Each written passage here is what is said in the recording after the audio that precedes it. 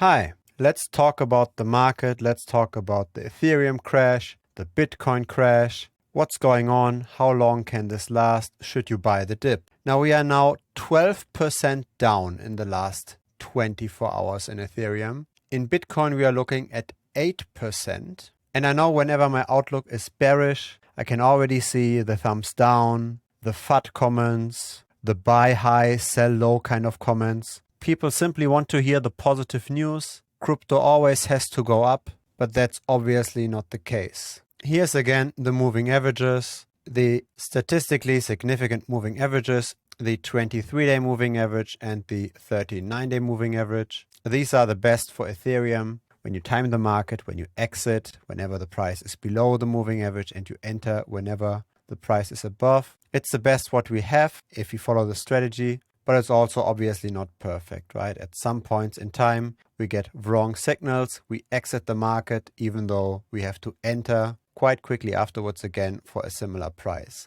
So we sometimes have this random noise, but when it's not random noise, then it does catch the rallies quite nicely, and it also keeps us from being in the market when we fall, say by 38%. So it's a somewhat reasonable strategy to follow, at least to regularly look at this. And I personally, I made a video on this as well. I exited the market here at around 4,350. Now, I'm not saying this to brag or anything, but to simply give some context around what I'm going to say now. This here does not look pretty. And I might obviously be wrong here, right? Nobody can always be completely right, but this is my opinion. I don't think that you should buy this dip here, at least if your time horizon is only several days or several weeks. If your time horizon is very, very long term and you can hold Ethereum, say, for several years, and you're just looking to dollar cost average into the market and you want to buy, say, once a month, then this is a better than random price, right? This is better than simply buying, say, randomly on the first of every month. So if you're dollar cost averaging with the intention to hold this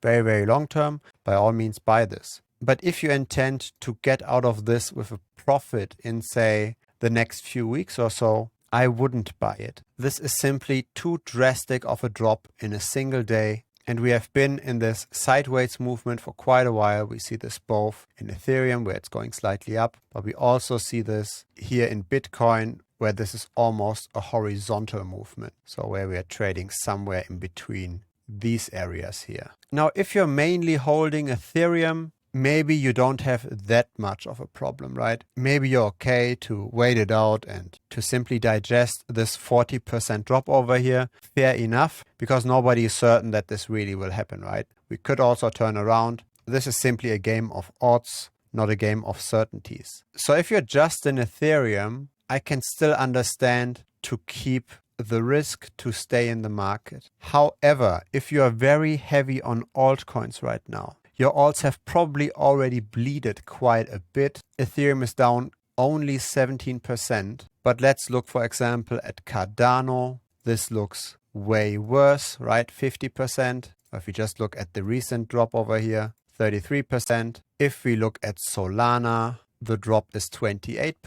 Chainlink is down 33%. Phantom is down 34%. So you get the gist. Altcoins have an inherent leverage to Ethereum. Trading altcoins is almost like trading Ethereum on leverage. And so I think it does not make sense to be in the market with risky altcoins and potentially expose yourself to quite a bad time over here. Here, let's just compare this during the last similar crash. We saw 57% price reduction in Ethereum, and at the same time, so middle of May to middle of July, Phantom went down by 83%. So do you really want to have only 17% of your capital left because you simply didn't want to sell over here because you already came down quite a bit? Is that really the kind of positions you want to be in? I know this video is very opinionated and I don't have a crystal ball either, and this might age like milk. But simply think about this in terms of risk versus reward, right?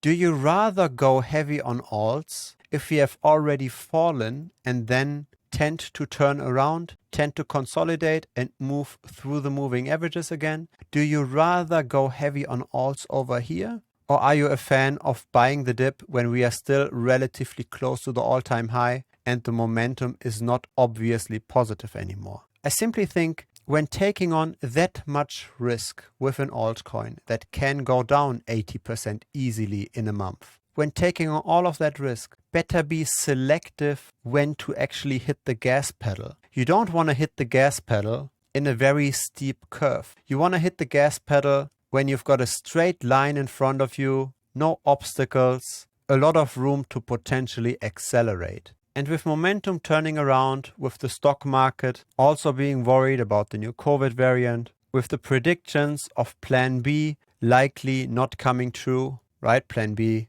expected Bitcoin to close this month at 100K with the floor plan, not with the stock to floor model, but still. With these kinds of disappointments in the market and with this similar chart structure as well, right? Look at this. We went up pretty close to the all-time high. We didn't really rally after we hit the all-time high. We always got these retracements, always people taking profits. That's what happened here in March and April, and we've got the same again, right? We hit an all-time high here in October and we didn't rally. We just got people that took profits. We got another all-time high and again, people just take profits. So why would you take this bet? Of course, it can always come up for a little while, right? But just risk versus reward. That's the question of the trade. Let's just overlay this, what happened in Q2 of this year, and compare this to today. I mean, I don't think this looks too different, right? This is pretty similar. Of course, I'm not saying that history has to repeat itself. It's very unlikely that we will go exactly the same way as we did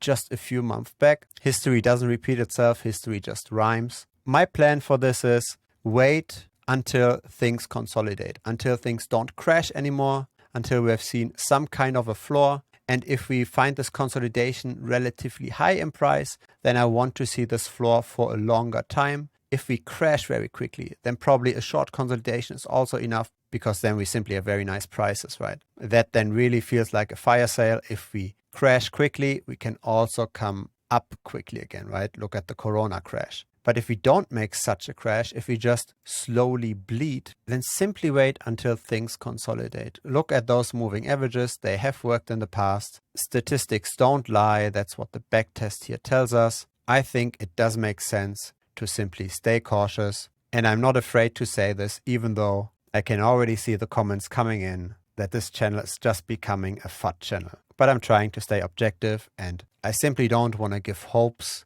where I personally don't see justification for that. In the short term, over the next days and weeks, I don't think it makes sense to be at least heavy in altcoins. I think it's better to be risk off now. If you haven't yet checked it out, there's the Bitcoin Premium membership. We've got trading signals, automated alerts to your Telegram channel when statistically significant indicators hit, such as crossing of the moving averages or extreme values on the RSI. We've also got exclusive content with tutorials on how to run backtests, how to do technical analysis, and we've also got a closed Telegram group where I answer all your questions. If you enjoyed this video, please give this a like. YouTube will then help to grow the channel. And if you haven't yet, feel free to subscribe as well. I publish videos regularly. Last but not least, there's also a public Telegram channel. You can find us simply by searching for Bitcoin Strategy Channel within the Telegram app. See you next time. Bye-bye.